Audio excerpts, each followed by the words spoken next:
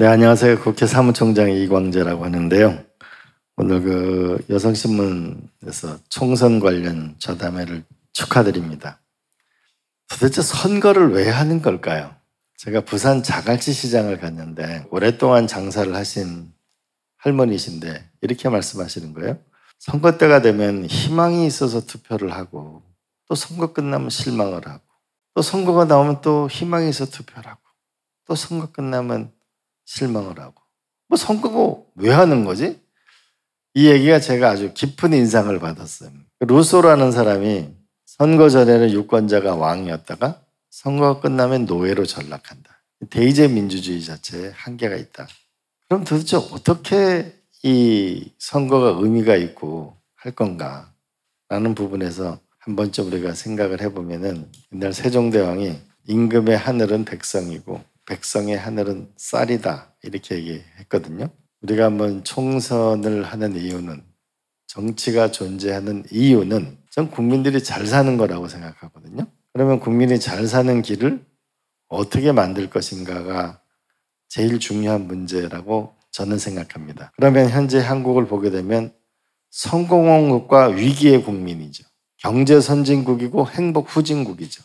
국가는 성장했는데 국민의 삶은 위기의 국민을 살고 있는데 이걸 어떻게 극복할 건가가 저는 가장 중요한 문제라고 봅니다. 도대체 국민의 삶을 우리가 어떻게 할 거냐라는 것은, 선거라는 건 평가를 하는 건데 평가 지표가 있어야 될 거라는 생각을 합니다. 평가 지표는 뭘까?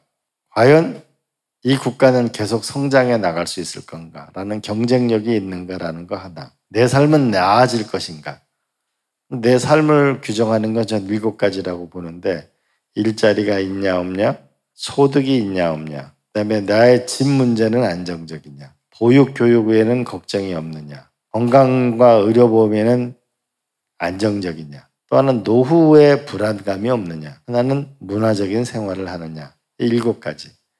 또 하나는 공동체를 우리가 믿고 살아갈 수 있느냐라는 면에서 빈부격차가 커지냐 줄어드느냐, 계층 이동성이 확대되느냐 축소되느냐, 시위 건수가 늘어나냐 줄어드냐, 소송 건수가 늘어나냐 줄어드냐, 이런 뭔가 평가 지표를 가지고 평가를 해야 저는 제대로 된 정치인들을 발굴하기도 하고 국민들이 편해질 거라고 생각합니다.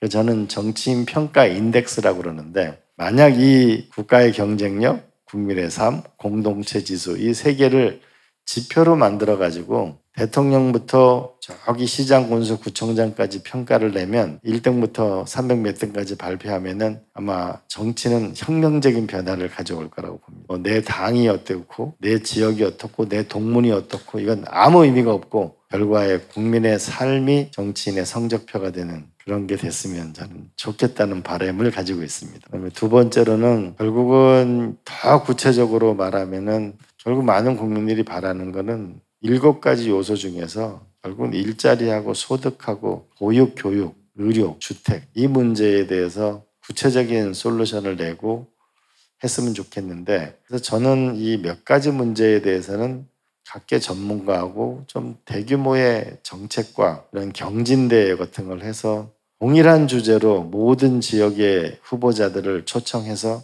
질문을 하고 그 결과가 한 곳으로 여성신문 같은 데 전부 업로드가 되고, 이런 방식을 나가면 조금 더 진화된 무엇이 되지 않을까 싶습니다. 대한민국 역사로 보면은 항상 나라가 어려울 때 여성이 훨씬 더 어려웠죠. 일제강점기 때도 그랬고, 우리가 2차 공업혁명을 이룰 때는 자식이, 우리가 저희 집도 7남매인데 보통 여성을 공장 보내고 또 남성들이 학교 다니고, 그런 또 공업화 시대에는 어려움을 겪었죠. 그러나 이제 3차 산업혁명이 생기면서 여성의 지위가 점점 더 근력을 쓰는 게 아니고 지력을 쓰는 시대가 오면서 여성이 점점 부상하고 있고 성장하고 있고 기회의 시대가 오고 있습니다. 이런 면에서 좀 여성신문이 새로운 역사를 여는 전환점이 만들어졌으면 좋겠습니다. 내년 선거는 그래도 선거를 하고 나니까 다른 세상이 됐구나, 이런 결과가 되기를 희망하고 여성신문이 그 중심에 서주기를 간절히 바랍니다. 고맙습니다.